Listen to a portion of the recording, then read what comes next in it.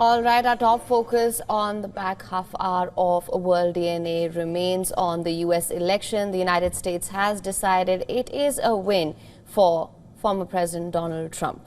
And with Trump coming in, there is a lot of talk about what it's going to mean for the global scale, whether it's Europe, whether it's America's ties with Russia, and everyone's really waiting to see whether Trump is able to re-establish those ties with Putin as he did have back in 2016 till 2020. Right, and aside from global affairs, I believe he has set out an agenda for the things that he wishes to do on day one. That has led to a lot of anxiety and concern as well.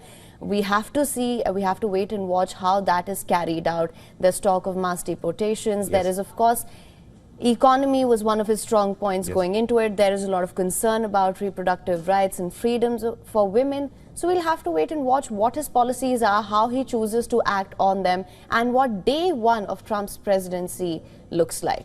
In one of his earlier speeches, if I remember correctly, this was at the RNC in Wisconsin, he had mentioned, on the first day I come into power, if I'm back, I'm going to complete that wall. And I remember him saying, drill, baby, drill.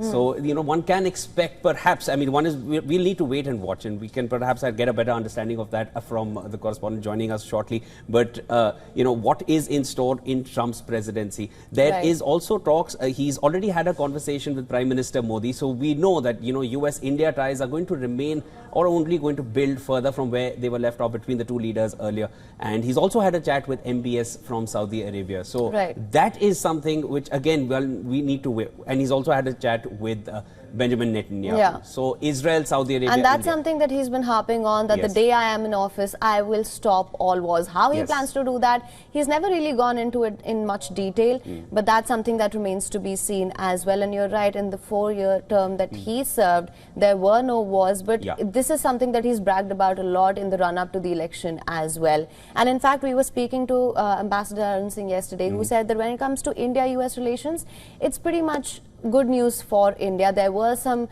tiffs when it came to trade, but that is something that can be worked on.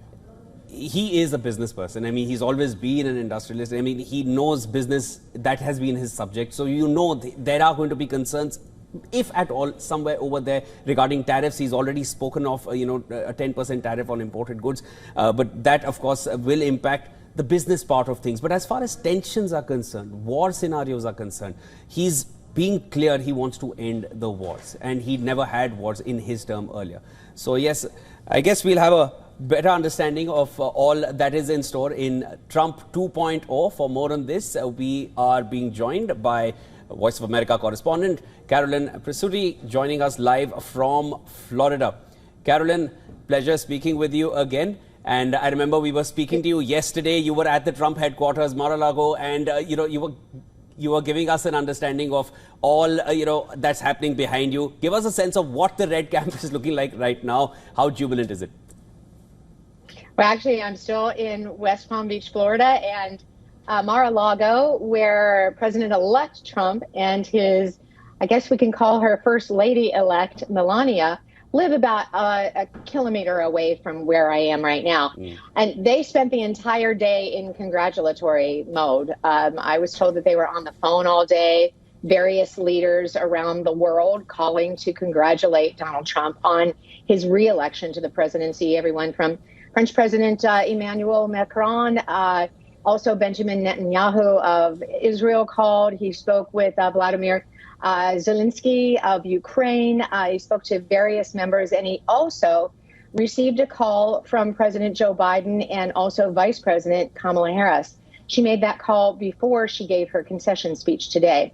He said also, we were told that he received a lot of calls from people who want jobs, right?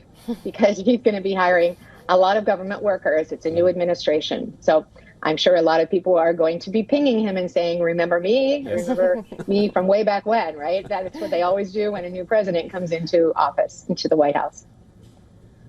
All right, so a lot of people calling up for jobs as well. We've been talking about this, that there apparently will be a big role for Elon Musk as well. But I just want to come back to what you were saying about the phone calls that were made to him by incumbent President Joe Biden and Vice President Kamala Harris. Now, Kamala Harris has conceded defeat. However, she's saying that she hasn't conceded the fight that's fueled her campaign. She has vowed for peaceful transition of power. And from what we do know, apparently, Donald Trump is expected to meet Joe Biden as well.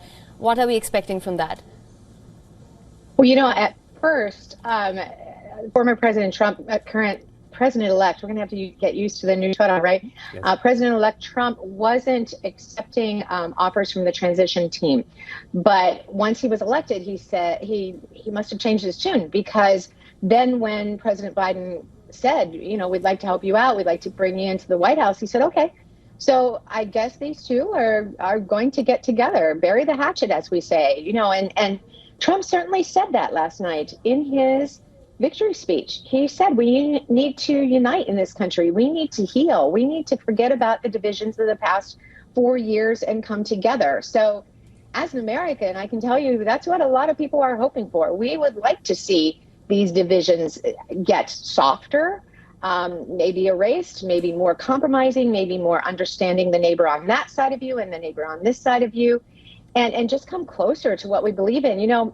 After you look at the different demographics in this election, you find that it's very hard to put people into separate boxes where you describe whom they may vote for. It didn't happen in this election Tuesday. Just consider, Donald Trump got more of the first-time voter than Kamala Harris did. Now, remember their age difference, right? Which is fascinating. Now, he did go after the younger voter. They both tried to, but President Trump, especially for the male voter, right?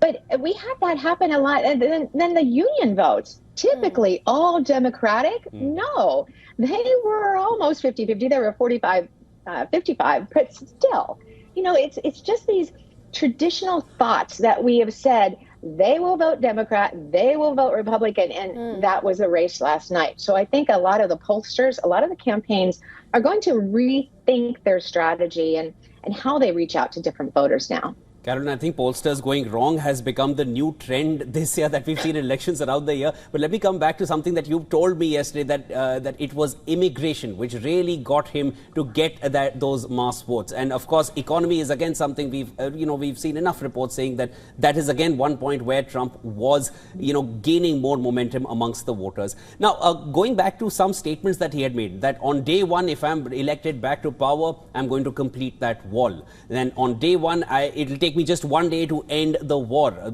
in Europe at this point. How much of that do you see on the radar? Is there any talk of those claims at this point now that we know it's going to be a Trump 2.0 soon? Yes, I think that everything he said on the campaign in the first week that he said he was going to do, he's probably going to try and tackle. The deportations, I have no idea. And we've asked him this question when the president-elect has come to the media. We've said, how are you going to know whom to round up? How are you going to find these people so quickly? You're saying you're going to do this in 1 week or first week of the presidency. Well, and how are you going to arrange this? How are you going to organize this? And it's not etched in stone. Now, he does have a couple months, right, until then. So he could organize it. But it's just the logistics. So when you think about this, you asked, do you think he'll carry that out? I do. And I really think that he'll tackle the economy. Look what happened today. Did you see our stock market? 1,500 points. It soared, right? Yes. And last night, when he was declared the winner, Bitcoin was the first to pop up. So that's encouraging to see that may trickle down to our economy if the stock market continues to climb, or at least stay steady until the remainder of this week and beyond. But, with Elon Musk, I think it'll be fascinating to see where Musk ends up in this administration. Given what we know about him, There is a lot of conjecture there is a lot of around, conjecture. What that is really going to mean and where exactly he fits in this entire puzzle, which is only going to unfold or come together soon enough. Thank you so much for joining in, Carolyn. Always a pleasure speaking with you. I remember all that you told us yesterday, and even now you've given us an insight onto what to expect and what to be cautious of as well. Thank you so much. That was our Voice of America correspondent, Carolyn Presuri, joining us live from Florida.